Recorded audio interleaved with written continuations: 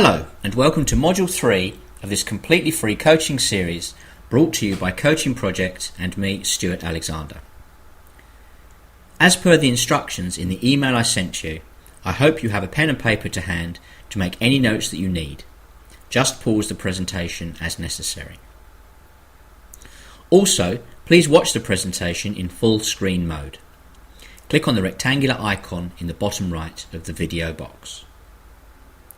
Okay, let's get started. The title for this module is Understanding Confidence.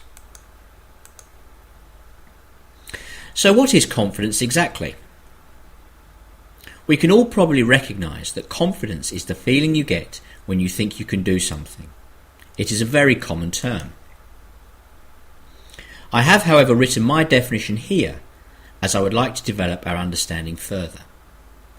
The relative degree of self-belief in our ability to perform a given task. The important word here is relative. The word is important in two ways.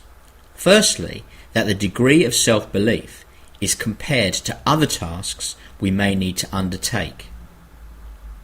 I am more confident with public speaking than I am with elegantly writing out my thoughts. Secondly, the degree of self-belief is relative to other people. My 8 golf handicap would lead me to state in the company of most people that I'm capable of playing good golf. But ask me in a room with Tiger Woods and Phil Mickelson, well, my answer may be very different. So, we now need to consider where levels of confidence come from. Firstly, confidence comes from history. In essence, from our memories of real-life experiences. It is clear if we have previously performed a task admirably, we will experience high levels of confidence if required to undertake the task again. Exactly the opposite applies if we have struggled previously with a task. Confidence also comes from how we imagine we will perform a task, if we have never undertaken it before. We will actively create images of how the scenario will pan out, often creating environments and people that we have never seen before. We may use similar situations as a guideline for confidence levels, with general statements such as, I'm always good at new challenges, or I'm never good at a task the first time.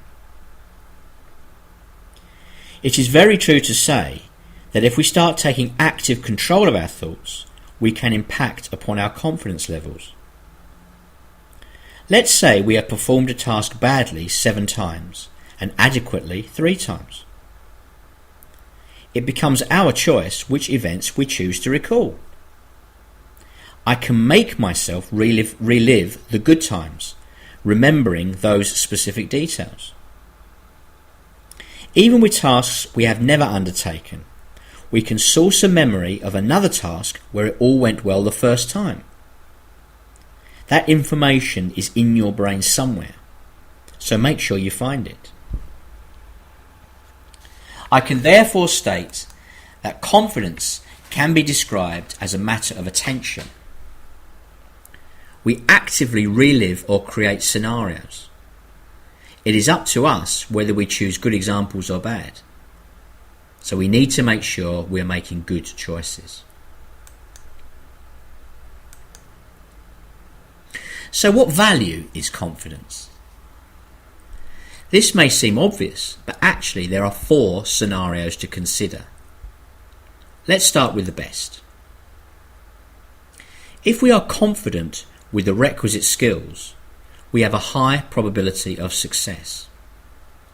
I know what I'm doing, and I know I could do it again. I know I'm a good cook, so I invite 8 guests for dinner and everyone has a great time. But how about if we are confident without the requisite skills? I have never cooked a meal for anyone other than myself, but how hard can it be? The guests are treated to a mixture of half cold, half burnt food with long gaps between courses. In this case, we are therefore deluded. It is also true that if we are lacking in confidence and have the requisite skills, I can cook but just can't make myself believe I can pull off a large dinner party, then the invitations never go out. I am therefore unfulfilled. An opportunity to achieve is missed.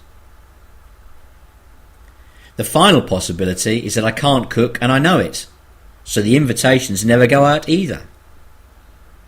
I would argue that this is a better idea than inviting the guests and serving charcoal. So, this explains the concept of overconfidence too, and how problematic it can be.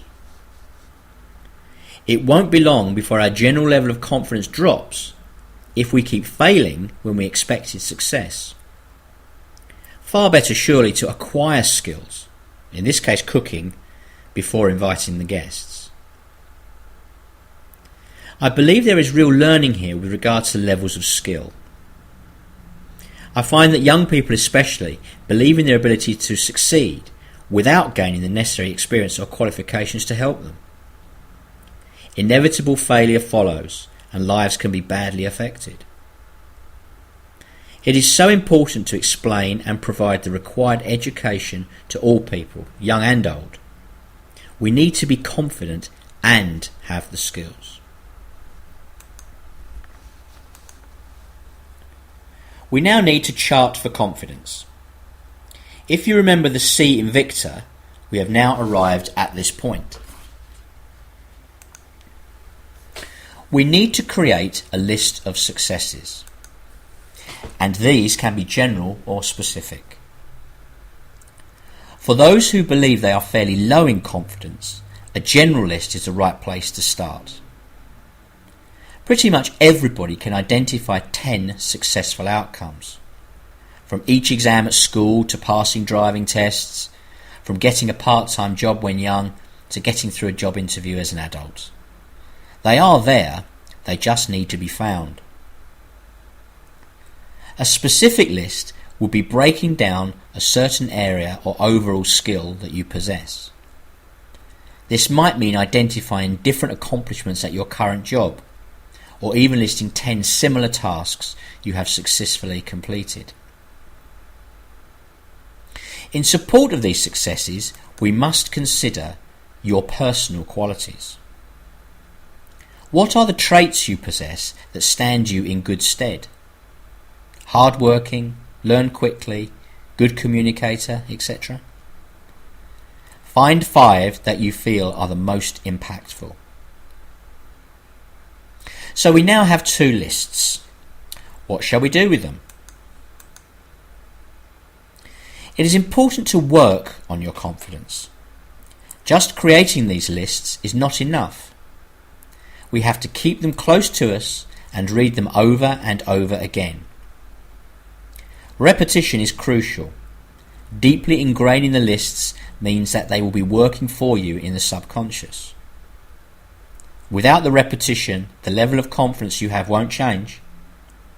You need to act positively to go forward and achieve. Finally, keep these lists up to date. Every time a success is recorded, add it to the list. Make these documents live and breathe. It won't be long before you have a Word document or Excel spreadsheet with a list of 20, 30, 50 or more successes for you to relive on a regular basis. This is actively working on your confidence levels.